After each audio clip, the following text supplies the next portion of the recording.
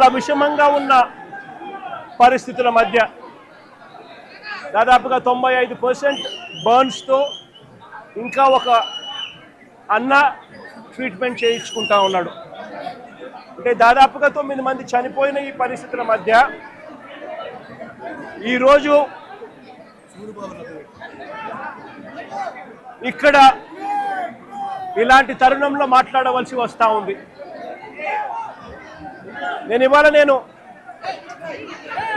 కొన్ని సూటిగా ప్రశ్నలు అడుగుతా ఉన్నా. మానవత్వం ఏమాత్రం ఉన్నా కూడా రాష్ట్ర ప్రభుత్వాన్ని, కేంద్ర ప్రభుత్వం మీద ఒత్తిడి కూడా తీసుకొని వచ్చి మంచి జరిగించమని చెప్పి రాష్ట్ర ప్రభుత్వాన్ని కూడా గట్టిగా కోరుతా ఉన్న పరిస్థితులు. ఈరోజు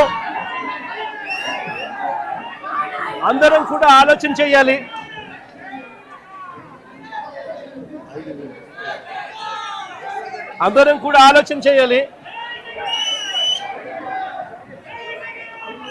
ఈరోజు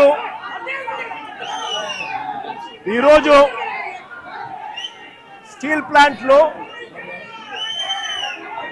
కార్మికులు ఎలా బ్రతుకుతా ఉన్నారు, కార్మికులకు మంచి జరుగుతా ఉందా లేదా అన్నది ప్రతి ఒక్కరూ కూడా ఆలోచన చేయాల్సిన అవసరం. 2024 వైఎస్ఆర్సీపీ ప్రభుత్వం ఉన్నంత వరకు కార్మికులు, స్టీల్ ప్లాంట్ ఎంప్లాయీస్ ఎలా బ్రతికే వాళ్ళు, ఇప్పుడు చంద్రబాబు నాయుడు గారి ప్రభుత్వం వచ్చిన తర్వాత వీళ్ళ కూటమి ప్రభుత్వం అధికారంలో ఉన్న నేపథ్యంలో ఎలా బతుకుతా ఉన్నారు కార్మికులు, ఎంప్లాయీస్ అన్నది అందరం కూడా బేరీజు వేయాల్సిన అవసరం ఉన్న పరిస్థితి. ఒకసారి గమనించినట్లయితే ఇదే స్టీల్ ప్లాంటు ప్రైవేటీకరణ అప్పట్లో ప్రస్తావన వచ్చినప్పుడు వైఎస్ఆర్సీపీ ప్రభుత్వం గట్టిగా దీన్ని ఆపింది. ఇందులో భాగంగానే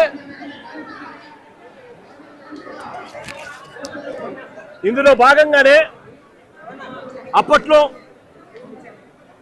2021 మార్చి 9వ తారీఖున ప్రధానమంత్రి గారికి లేఖలు కూడా రాశాం.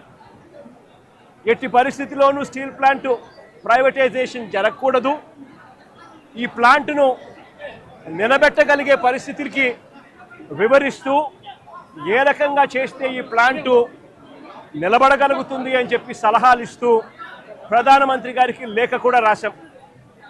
9వ తారీఖున లేఖ రాశాం. అదే మాదిరిగా ఫిబ్రవరి 6 కూడా రెండో లేఖ కూడా రాశాం. ఫిబ్రవరి 6 కూడా రెండో లేఖ కూడా రాశాం. ఫిబ్రవరి 6, మార్చి 9 అది చూపించు. 2 లేఖలు ప్రధానమంత్రి గారికి రాశాం.